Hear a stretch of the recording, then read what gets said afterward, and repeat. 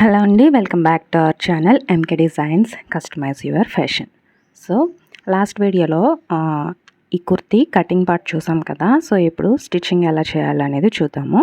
Stitching చేయడం కోసం first మనం ప్లాకెట్ని స్టిచ్ చేయాలి. సో ప్లాకెట్ని స్టిచ్ చేయడానికి ముందుగా ఈ విధంగా 2 ప్లాకెట్స్ని రెడీ చేసుకోవాలి. 2 క్లాత్ స్ట్రిప్స్ని రెడీ చేసుకోవాలి. ఎలా రెడీ చేసుకోవాలి అంటే వీడియోలో చూపిస్తున్న విధంగా 3.5 ఇంచులు ఉండే విధంగా ఒక 3.5 ఇంచులు వెడల్పు ఉండే విధంగా తీసుకుని ఒక క్లాత్ని వీడియోలో చూపిస్తున్న విధంగా అటు ఇటు 1/2 ఇంచ్ ముందు ఫోల్డ్ చేసి తర్వాత మళ్ళీ మధ్యలోకి ఈ విధంగా ఫోల్డ్ చేసుకోవాలి.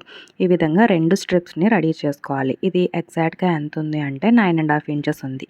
మీకు ప్లాకెట్ ఎంత లెంత్ పెట్టాలి అనేది మీకు ఐడియా లేకపోతే కనుక మీ చెస్ట్ ఎంతైతే ఉందో దానిలో 5వ భాగాన్ని లేదా చెస్ట్ డివైడెడ్ బై 4 చేసి దాంట్లో 1 ఇంచ్ తగ్గించి పెట్టుకుంటే సరిపోతుంది. ఓకేనా. సో ఈ విధంగా నేను ఇక్కడ 8.5 ఇంచెస్ వరకు కిందకి మార్క్ చేసుకొని అక్కడ వరకు తీసుకున్నాను అనమాట. ఓకే, అక్కడ వరకు ఇలా మధ్యలో కట్ చేసుకుని ప్లాకెట్ని ఒకటేమో 1 సైడ్ ఇంకొకటి 1 సైడ్ వచ్చేలాగా ఆపోజిట్లో వచ్చే విధంగా స్టిచ్ చేసుకోవాలి. అంటే ఒకటి పైనుంచి స్టిచ్ చేసుకోవాలి, ఇంకొకటి కింద నుంచి స్టిచ్ చేసుకోవాలి. ఈ విధంగా మీకు వీడియోలో చూస్తున్నారు కదా, చూస్తుంటే మీకు తెలుస్తుంది. ఈ విధంగా ఎక్కడికక్కడ అడ్జస్ట్ చేసుకుంటూ కింద క్లాత్ కూడా స్టిచ్ పడే విధంగా చూసుకుంటూ స్టిచ్ చేసుకోవాలి ఈ విధంగా. సో చేసేటప్పుడు కొంచెం పేషెన్స్ ఉంటే ఈజీగా వచ్చేస్తుందండి. లేదంటే మనకి ఒక్కొక్కసారి మెషిన్ కూడా ఇబ్బంది పెడుతూ ఉంటుంది. అలాంటప్పుడు మనం వర్క్ చేయలేమన్నమాట. సో చూసుకుని మీకు ఎప్పుడైతే మీ మైండ్ పీస్ఫుల్గా ఉందో అప్పుడే ట్రై చేయండి. అప్పుడు ఫినిషింగ్ కూడా అంతే బాగా వస్తుంది. ఎంత ఫ్రెష్ మైండ్తో మనం స్టార్ట్ చేస్తే మన ఫినిషింగ్ చూసినప్పుడు మనం అంత హ్యాపీ ఫీల్ అవుతాం. చూసారు కదా, ఒకటి పైన కాలర్ దగ్గర నుంచి స్టార్ట్ చేశాను, ఇది కింద నుంచి స్టార్ట్ చేస్తున్నాను. ఎందుకంటే 2 ఒకే వైపు నుంచి స్టార్ట్ చేస్తే మనకి అవ్వదు. ఎందుకంటే ఒకటి లెఫ్ట్ సైడ్ ఉంటుంది, ఇంకొకటి రైట్ సైడ్ ఉంటుంది. సో అందుకోసం ఒక ప్లాకెట్ని రైట్ సైడ్ నుంచి స్టార్ట్ చేసుకోవాలి, ఒక ప్లాకెట్ని లెఫ్ట్ సైడ్లో డౌన్ నుంచి స్టార్ట్ చేసుకోవాలి. ఈ విధంగా 2 ప్లాకెట్స్ స్టిచ్ చేసేసిన తర్వాత ఈ విధంగా 2 ఆపోజిట్లో వచ్చాయి కదా. ఇప్పుడు ఏం చేయాలి అంటే 2 ప్లాకెట్స్ని దగ్గరికి పెట్టుకొని ఈ విధంగా పెట్టుకున్న తర్వాత కింద ఏ ప్లాకెట్ అయితే కిందకి వచ్చిందో ఆ కింద వచ్చిన ప్లాకెట్కి ఎక్స్ట్రా క్లాత్ ఏదైతే ఉందో అది కట్ చేసేయాలి. చూస్తున్నారు కదా, కింద ఉన్న ప్లాకెట్కి స్ట్రిప్ని కట్ చేసేయాలి. మ్యాక్సిమం కట్ చేసేసి ఈ పైన ప్లాకెట్ని ఈ విధంగా స్ట్రిప్ని ఒక 1 ఫోల్డింగ్ చేసి ఈ విధంగా ఫోల్డ్ చేసి స్టిచ్ చేసుకోవాలి. ఒకవేళ 2 ప్లాకెట్స్ కింద దానికి కూడా మీరు ఆ స్ట్రిప్ ఉంచేసినట్లయితే మీకు క్లాత్ మందం ఎక్కువైపోతుంది. అప్పుడు మీరు స్టిచ్ చేయలేరు కూడా, ఫినిషింగ్ కూడా బాగోదు. క్లాత్ ఎత్తుగా కనిపిస్తుంది. ఇప్పుడు మీకు 2 పొరల మీదే క్లాత్ కనిపిస్తుంది, కింద క్లాత్ కట్ చేసేసారు కాబట్టి. అలా కాకుండా మీరు కింద క్లాత్ ఈ క్లాత్ కూడా ఉంచేసారనుకోండి, అప్పుడు 4 పొరలు అయిపోతుంది. అప్పుడు మీరు వేసుకున్నప్పుడు కూడా ఆక్వర్డ్గా ఉంటుంది. అంటే అది ఫ్యాబ్రిక్ అనేది చాలా మందంగా దలసరిగా కనిపిస్తూ ఉంటుందన్నమాట, ఎత్తిపెట్టినట్టుగా. అందుకోసం కిందది కట్ చేసేయండి. ఎలాగో మనం ఫోల్డ్ చేస్తాం కాబట్టి ప్రాబ్లం లేదు. అక్కడ స్టిచ్ చేసినప్పుడు క్లాత్ అనేది సెక్యూర్ అయిపోతుంది.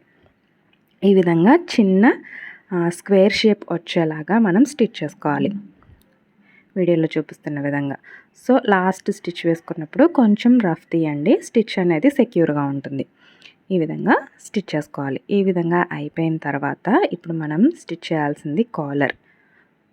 ఓకే, ఈ విధంగా పర్ఫెక్ట్గా ఫినిషింగ్ అయిపోయిన తర్వాత ఇప్పుడు కాలర్ స్టిచ్ చేసుకోవాలి. సో కాలర్ స్టిచ్ చేసుకోవడానికి కోసం ముందుగా పేపర్ పేస్టింగ్ అనేది తీసుకోవాలి. ఫ్యూజింగ్ అంటాము, బక్రం అంటాము, ఏదైనా సరే. మీరు డ్రెస్కి వేసే బక్రం ఉంటుంది కదా, సో అటువంటిది తీసుకోండి. సో చూసారు కదా, ఈ విధంగా వచ్చిన తర్వాత ఇప్పుడు నేను హ్యాండ్స్ని జాయిన్ చేస్తున్నాను. హ్యాండ్స్ని జాయిన్ చేయడం కోసం నాకు కొంచెం ఎక్స్ట్రా క్లాత్ సైడ్ కొంచెం ఎక్స్ట్రా క్లాత్ పడుతుంది, జాయిన్ చేయాల్సి వస్తుంది. అందుకోసం అని చెప్పి జాయిన్ చేస్తున్నాను. ఈ విధంగా ఎక్స్ట్రా క్లాత్ని జాయిన్ చేసుకొని స్లీవ్ ఎక్కడి వరకు అయితే ఉందో అక్కడ వరకు పెట్టుకొని మన పైన పెట్టుకున్న నమూనా ప్రకారం మనం కట్ చేసుకోవాలి. ఓకే, ఈ విధంగా. సో 2 స్లీవ్స్కి ఇదే విధంగా జాయిన్ చేసుకున్న తర్వాత మనం ఫ్రంట్ బ్యాక్ లోతు కూడా కట్ చేయాలి. సో స్లీవ్ జాయిన్ చేసుకున్నప్పుడు కొంచెం ఎక్స్ట్రాగానే కట్ చేసుకోండి క్లాత్. ఎందుకంటే ఒకసారి మీరు అటాచ్ చేసేసిన తర్వాత మళ్ళీ ఇంకొంచెం ఎక్స్ట్రా క్లాత్ యాడ్ చేయాలి అనుకుంటే మీకు జాయింట్స్ ఎక్కువ పడితే ఫినిషింగ్ కూడా బాగోదు. సో అందుకోసం ఒకసారే జాయిన్ చేసుకోండి, కానీ కొంచెం ఎక్కువ క్లాత్ జాయిన్ చేసుకోండి. ఎక్సెస్గా ఉన్నది కట్ చేసేసుకుంటాం, ఏమైంది. ఓకే, ఈ విధంగా జాయిన్ చేసుకున్న తర్వాత ఇప్పుడు కింద 2 ఫోల్డింగ్స్ మడిచి ఇలా కుట్టండి. ఇలా కుట్టిన తర్వాత నేను స్లీవ్ దగ్గర ఇంకా మడిచిన వైపే మాత్రమే కాకుండా ఎక్స్ట్రాగా కొంచెం మళ్ళీ స్లిట్కి ఎలా అయితే మనం కుట్లు వేస్తామో అలా వేసాను. అలా వేయడం వల్ల ఫినిషింగ్ బాగుంటుంది. నచ్చితే ట్రై చేయండి. అలాగే హ్యాండ్స్కి ఫ్రంట్ లోతు తీసేసి తర్వాత షోల్డర్స్ అనేవి జాయిన్ చేసుకోవాలి. ఈ విధంగా 2 షోల్డర్స్ని జాయిన్ చేసేసుకోవాలి. ఇలా జాయిన్ చేసుకున్న తర్వాత ఇప్పుడు మనం కాలర్ అనేది ఎలా స్టిచ్ చేయాలి ఏంటి అనేది చూద్దాం.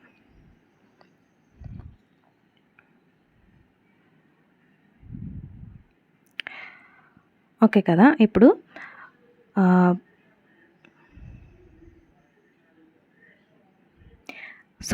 ఇక్కడ ఏంటి అంటే హ్యాండ్స్ మనం స్టిచ్ చేయాలనుకుంటే ఈ విధంగా వీడియోలో చూపిస్తున్నట్టు నేను నా పాత వీడియోలో కూడా మీరు చూసుంటారు. హ్యాండ్స్ డైరెక్ట్గా దానికి ఫేస్ చేసి అటాచ్ చేయడం కంటే ఇలా అటాచ్ చేసి చూడండి. ఎక్కడ ముడతలు అనేవి రాకుండా మీకు వేసుకున్నప్పుడు కూడా కంఫర్ట్గా ఉంటుంది. సో మ్యాక్సిమం రెడీమేడ్ డ్రెస్సెస్కి ఎలా అయితే స్లీవ్స్ అటాచ్ చేస్తారో అలా అనమాట.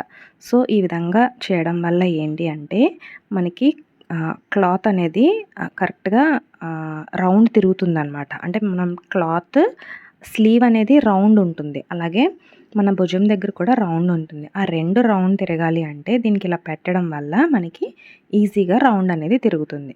ఓకే, ఇప్పుడు కాలర్ లెంత్ వచ్చేసి నాకు 8.5 వచ్చింది. 8.5లో 8 ఇంచెస్ వరకు నేను పెట్టుకున్నాను కాలర్ అనేది. ఓకే, 8 ఇంచెస్ వరకు పెట్టుకొని స్ట్రైట్గా ఒక లైన్ డ్రా చేసుకోవాలి. సో మీరు ఎంతైతే లైన్ డ్రా చేశారో మీ కాలర్ ఎంత సైజ్ అయితే ఉందో దాంట్లో హాఫ్ తీసుకుని దాన్ని బై 3 చేయాలి. అంటే 8.5ని బై 3 చేస్తే మనకి 2.75 సంథింగ్ వచ్చింది.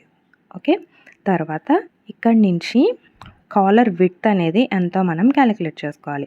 క్యాలిక్యులేషన్ ఏం లేదు, మీ ఇష్టం, మీరు ఎంత పెట్టుకోవాలంటే అంత. నేను ఇక్కడ 3/4 ఇంచ్ కన్నా 1 పాయింట్ ఎక్కువ పెట్టాను. అలాగే మీకు ఫ్లాట్ కాలర్ కావాలి అంటే ఈ విధంగా పెట్టుకోవాలి. Okay, round collar shirt type collar కావాలంటే స్ట్రైట్గా వెళ్తుంది. అండ్ అలా కాకుండా కొంచెం కాలర్ అనేది ఫ్లాట్గా నిలబడినట్టు కాకుండా ఉండాలి అంటే ఈ విధంగా బెండింగ్ అనేది ఎక్కువ తీయాలన్నమాట, కర్వింగ్ అనేది. ఓకే, ఈ విధంగా వీడియోలో చూపిస్తున్న విధంగా కర్వ్ తీసుకుని కాలర్ షేప్లో కట్ చేసుకోవాలి.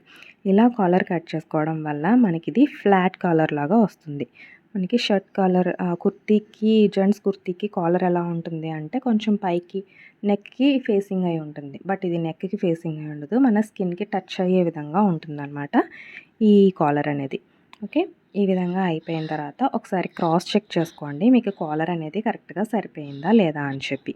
ఓకే, ఈ విధంగా అయిపోయిన తర్వాత ఒక కుర్తీలో మిగిలిన ఎక్స్ట్రా ఫ్యాబ్రిక్ తీసుకుని దాని మీద ఈ కాలర్ని పెట్టి పేస్ట్ చేయాలి. ఈ విధంగా ఐరనింగ్ చేస్తే అది అంటుకుపోతుంది.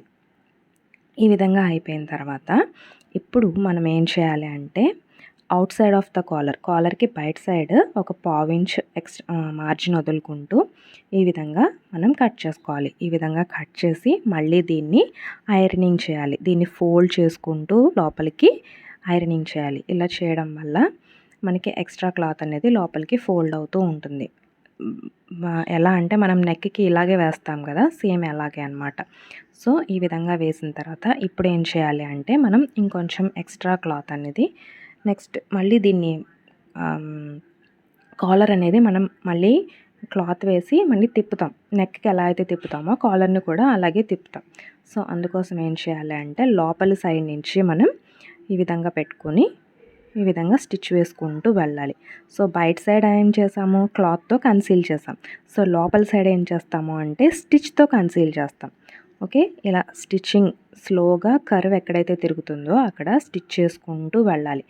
మేక్ ష్యూర్ కుట్ అనేది కేవలం ఫ్యూజింగ్ పేపర్ ఏదైతే ఉంటుందో దానికి ఎడ్జ్లో పడేలా చూడండి. డైరెక్ట్గా బకరం మీద పడకుండా చూసుకోండి. బకరం మీద అసలు పడితే ఫినిషింగ్ అనేది బాగోదు. సో దాని పక్కనే వెళ్ళేటట్టు చూసుకోండి కుట్టు. ఇది వైట్ కలర్ మూలన అది కనిపించడం కొంచెం కష్టమవుతుంది. ఓకే.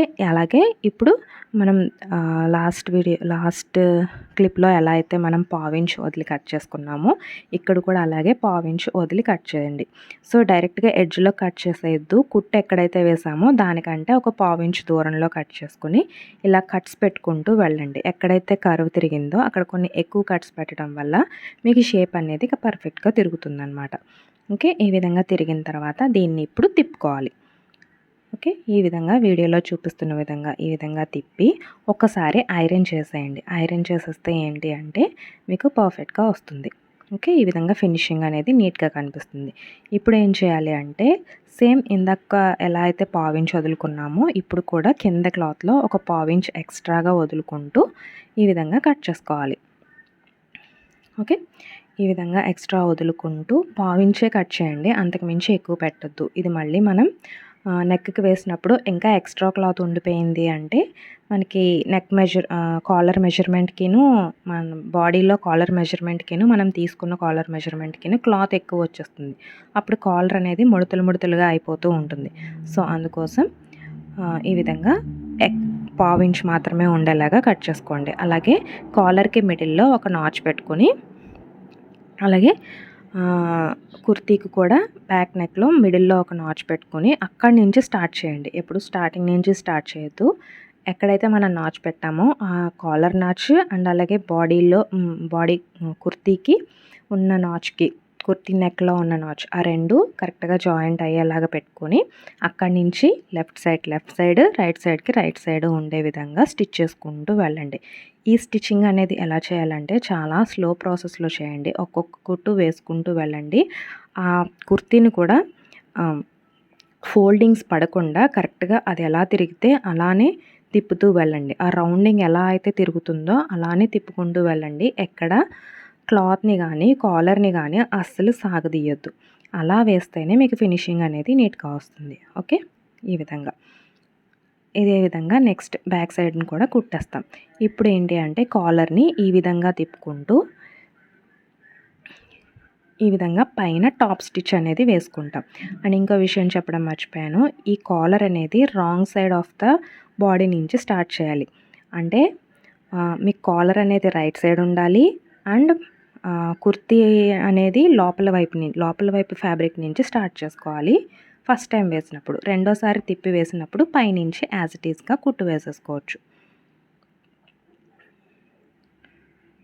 ఓకే. ఈ విధంగా కుట్టుకుంటూ స్లోగా వెళ్ళాలి. సేమ్ ఇక్కడ కొంచెం జాగ్రత్తగా కుట్టాలండి. ఎందుకు అంటే ఇక్కడ ఏమైనా స్టిచెస్ ముడతలు కానీ ఏమైనా వచ్చినాయి అంటే ఇక్కడే మనకి ఫినిషింగ్ అనేది నీట్గా కనిపించదు. ఎందుకంటే నెక్ దగ్గర కదా.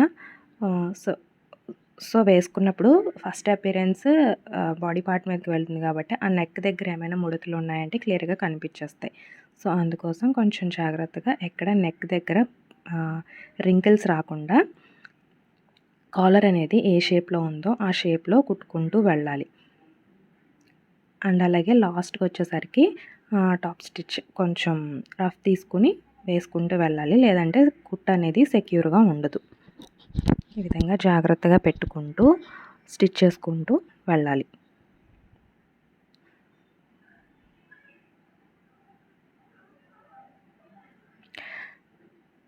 చూసారు కదా, కాలర్ అనేది కంప్లీట్ అయిపోయింది. చాలా నీట్గా వచ్చింది కదా. సో ఈ విధంగా అయిపోయిన తర్వాత ఇప్పుడు సైడ్ జాయింట్స్ అనేది స్టిచ్ చేసుకోవాలి. సైడ్ అనేది నేను ఎక్స్ట్రా ఎలవెన్స్ పెట్టి స్టిచ్చింగ్ ఎలవెన్స్ పెట్టుకుని నేను కట్ చేసుకున్నాను కాబట్టి అదే నా ఫైనల్ మెజర్మెంట్గా తీసుకుని నేను కుట్టేస్తున్నాను. సో ఈ విధంగా సైడ్ జాయింట్స్ అనేవి కుట్టుకోవాలి. సైడ్ జాయింట్స్ కుట్టేసిన తర్వాత స్లీవ్స్ ఎలా కుట్టాలి అంటే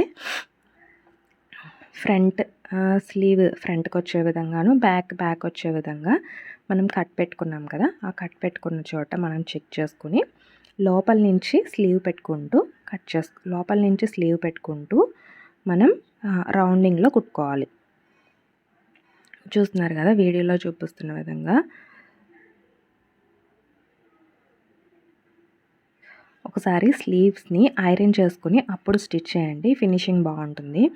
సో ఈ విధంగా ఐరన్ చేసి ఎక్కడైతే మనం టాప్లో కర్వ్ దగ్గర స్టిచ్ వేసాం కదా, ఆ స్టిచ్ని కూడా కొంచెం బెండ్ చేసుకుంటూ ఐరనింగ్ అనేది చేయండి, చాలా నీట్గా ఉంటుంది.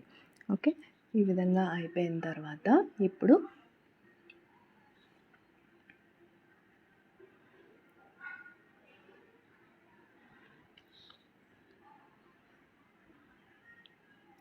ఫ్రంట్కి వచ్చే విధంగా, అంటే రైట్ సైడ్స్ రెండు ఒకవైపుకి టచ్ అయ్యే విధంగా పెట్టుకొని రాంగ్ సైడ్కి పిన్ పెట్టుకోవాలి. రాంగ్ సైడ్ నుంచి మనం స్టిచ్ చేస్తాం.